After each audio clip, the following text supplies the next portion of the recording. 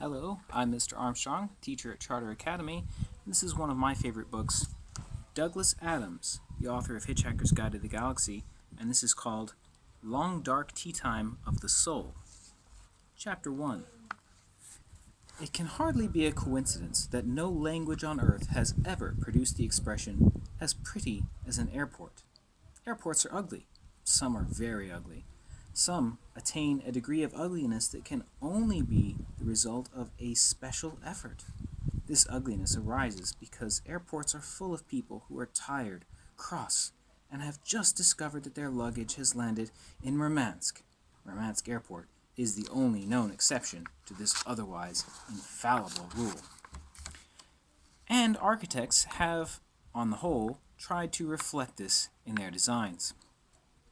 They have sought to highlight the tiredness and the crossness motif with brutal shapes and nerve-jangling colors to make effortless the business of separating the traveler forever from his or her luggage or loved ones, to confuse the traveler with arrows that appear to point at the windows, distant tie racks, or the current position of Ursa Minor in the night sky, and wherever possible to expose the plumbing on the grounds that it is functional and conceal the location of the departure gates, presumably on the grounds that they are not. Caught in the middle of a sea of hazy light and a sea of hazy noise, Kate Schechter stood and doubted. All the way out of London to Heathrow, she had suffered from doubt. She was not a superstitious person, or even a religious person. She was simply someone who was not at all sure she should be flying to Norway. But she was finding it increasingly easy to believe that God, if there was a God, and if it was remotely possible that any godlike being who could order the disposition of particles and the creation of the universe would also be interested in directing traffic on the M4, did not want her to fly to Norway either. All the trouble with the tickets, finding a next-door neighbor to look after the cat, then finding the cat so it could be looked after by the next-door neighbor, and the sudden leak in the roof, the missing wallet, the weather, the unexpected death of the next-door neighbor, the pregnancy of the cat, it all had the semblance of an orchestrated campaign of obstruction which had begun to assume godlike proportions. Even the taxi driver, when she had eventually found a taxi, had said, "Norway? What do you want to go there for?" And when she hadn't instantly said, "The Aurora Borealis," or "Fjords," but had looked doubtful for a moment and bitten her lip, he said, "I know. I bet it's some bloke dragging you out there. Tell you what, tell him to stuff it. Go to Tenerife." There was an idea. Tenerife. Or, even, she dared to think for a fleeting second, home. She had stared dumbly out of the taxi window at the angry tangles of traffic and thought that, however cold and miserable the weather was here, that nothing was going to be what it would be like in Norway, or indeed at home. Home would be about as icebound as Norway right now, icebound and punctuated with geysers of steam bursting out of the ground, catching in the frigid air and dissipating between the glacial cliff faces of 6th Avenue. A quick glance at the itinerary Kate had pursued in the course of her 30 years would reveal her without any doubt to be a New Yorker. For though she had lived in the city very little, most of her life had been spent at a constant distance from it, Los Angeles, San Francisco, Europe, and a period of distracted wandering around South America 5 years ago, following the loss of her newly married husband, Luke, in a New York taxi-hailing accident. She enjoyed the notion that New York was home, and that she missed it, but in fact the only thing she really missed was pizza. And not just any old pizza, but the sort of pizza they brought to your door if you phoned them up and asked them. That was the only real pizza. Pizza that you had to go out and sit at a table staring at red paper napkins, but wasn't real pizza, however much extra pepperoni and anchovy they put on it. London was the place she liked living the most, apart, of course, from the pizza problem, which drove her crazy. Why would no one deliver pizza? Why did no one understand that it was fundamental to the whole nature of pizza that it arrived at your front door in a hot cardboard box? That you slithered it out of grease-proof paper and ate it in folded slices in front of the TV? What was the fundamental flaw in the stupid, stuck-up, sluggardly English that they couldn't grasp this simple principle? For some odd reason, it was the one frustration she could never learn simply to live with and accept. And about once a month or so, she would get very depressed, phone a pizza restaurant, order the biggest, most lavish pizza she could describe, pizza with an extra pizza on it, essentially, and then sweetly ask them to deliver it. To what? Deliver. Let me give you the address. I don't understand. Aren't you going to come and pick it up? No. Aren't you going to deliver my address? No. We don't do that, miss. Don't do what? Deliver. You don't deliver? Am I hearing you correctly? The exchange would quickly degenerate into an ugly slanging match, which would leave her feeling drained and shaky, but much, much better the following morning. In all other respects, she was one of the most sweet-natured people you could hope to meet. But today was testing her to the limit. There had been terrible traffic jams on the motorway, and when the distant flash of blue lights made it clear that the cause was an accident somewhere ahead of them, Kate had become more tense and stared fixedly out of the other window as eventually they had crawled past it. The taxi driver had been bad-tempered when at last he had dropped her off because she didn't have the right money, and there was a lot of disgruntled hunting through her tight trouser pockets before he was eventually able to find change for her. The atmosphere was heavy and thundery, and now, standing in the middle of the main check-in at Concourse Terminal 2, Heathrow Airport, she could not find the check-in desk for her flight to Oslo. She stood very still for a moment, breathing calmly and deeply and trying not to think about Jean-Philippe. Jean-Philippe was, as the taxi driver had correctly guessed, the reason she was going to Norway, but was also the reason why she was convinced that Norway was not at all a good place for her to go. Thinking of him, therefore, made her head oscillate, and it seemed best not to think about him at all, but simply go to Norway as if that was where she happened to be going anyway. She would then be terribly surprised to bump into him at whatever hotel it was he had written on the card that was tucked into the side pocket of her handbag. In fact, she would be surprised to find him there anyway.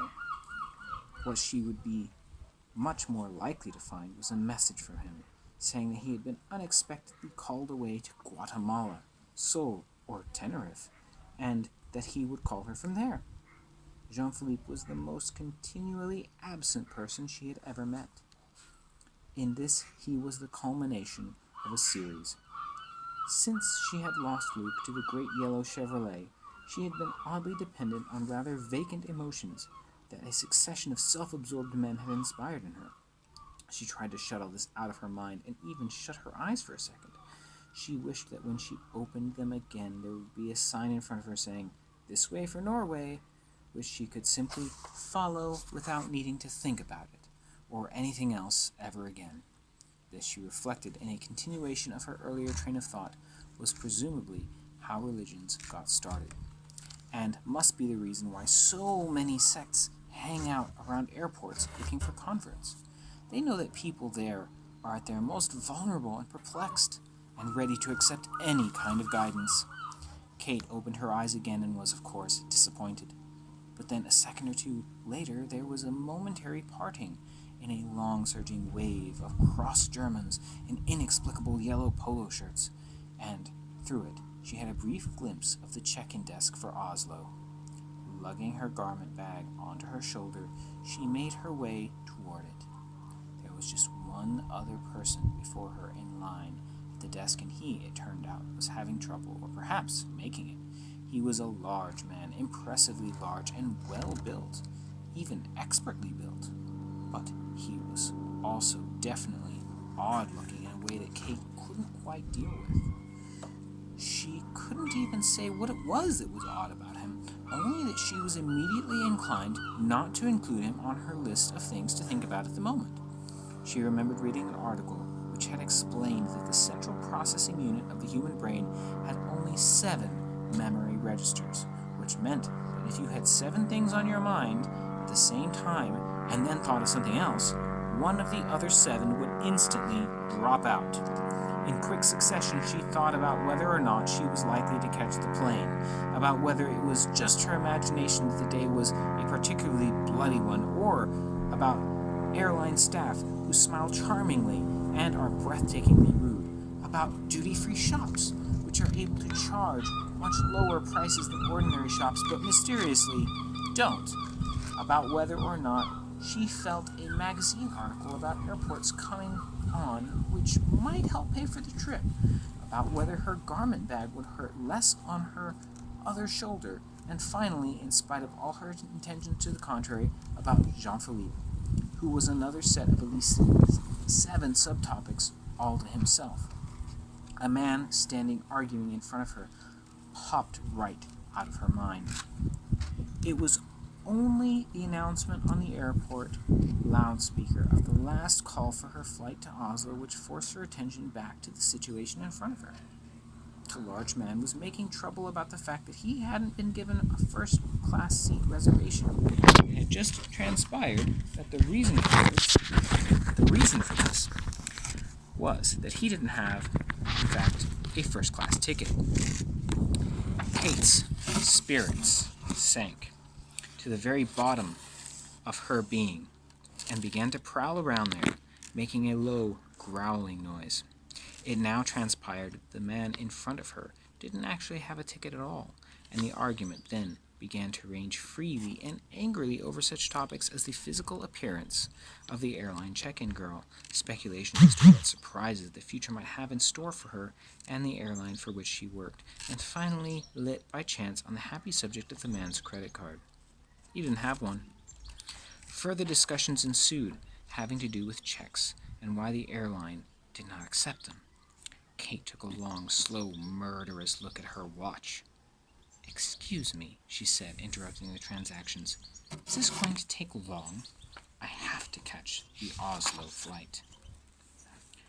"I'm just dealing with this gentleman," said the girl, "and I'll be with you in just 1 second."